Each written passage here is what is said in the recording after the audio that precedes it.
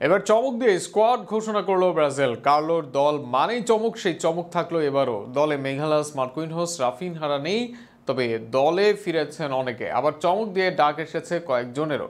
সব মিলিয়ে ব্রাজিলের স্কোয়াড নিয়ে বিস্তারিত থাকছে প্রতিবেদনে। আগের দুই স্কোয়াডে ছিল নতুনত্ব, তবে এবার ব্রাজিলের স্কোয়াডে তেমন নতুনত্ব নেই। জানাশোনা ও আগে খেলা খেলোয়াড়দের নিয়েই দল সাজিয়েছে কার্লো আনচেলত্তি। এর মাঝে দলে ফিরেছেন অনেকে, আবার দলে টিকে গিয়েছেন অনেকে। অনেকের ডাক পাওয়াটাও বেশ প্রশ্নের জন্ম দিয়েছে। গোলরক্ষক পজিশনে এলিসন বাদ পড়েছে ইনজুরির জন্য, তবে দলে ফিরেছেন আরেক অভিজ্ঞ গোলরক্ষক এডারসন। ফেনেরবার্গে যাওয়ার পর আবারও জাতীয় দলের দরজা খুলেছে এডারসনের। ক্লাবে ভালো না করলেও আবারও গোলরক্ষক পজিশনে টিকে গিয়েছেন বেন্তু ম্যাথুইস। অপর গোলরক্ষক হিসেবে আছেন পেনাল্টি স্পেশালিস্ট খ্যাত হুগো সৌজা।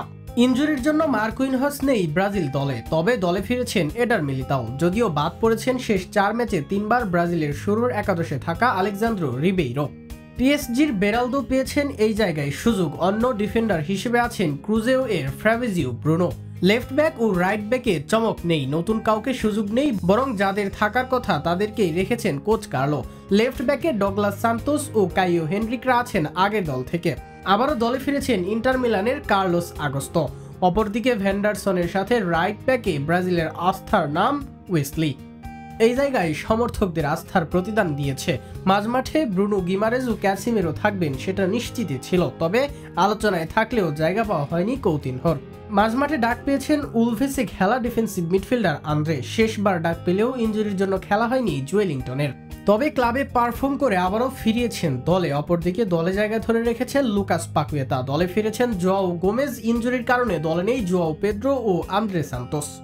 আক্রমণ ভাগে পুরনো দুই শিষ্যকে দলে ফিরিয়ে এনেছেন কার্লো। ভিনিসিয়াস ফিরবেন অনেকটা অনুমেয় ছিল, তার সাথে ফিরেছেন রদ্রিগো। ক্লাবে সময় না পেলেও পুরনো শিষ্যকে মনে রেখেছেন ডন কার্লো। আবারও ব্রাজিল দলে ফিরেছেন নটিংহ্যাম ফরেস্টে খেলা স্ট্রাইকার ইগর জেসুস। তার অন্তর্ভুক্তিতে বাদ পড়েছে ব্রাজিল লিগের সর্বোচ্চ গোলদাতা কাইও জর্জ। অপরদিকে গ্যাব্রিয়েল মার্টিনেলি ও এস্তেভিও উইলিয়ান দলে জায়গা ধরে রেখেছেন।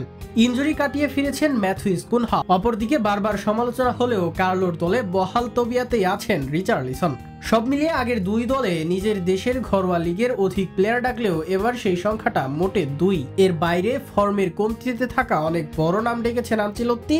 এই মাসে এই দল নিয়েই কোরিয়া ও জাপানের বিপক্ষে প্রতিযোগিতামূলক ম্যাচ খেলবে সেলেসাওরা।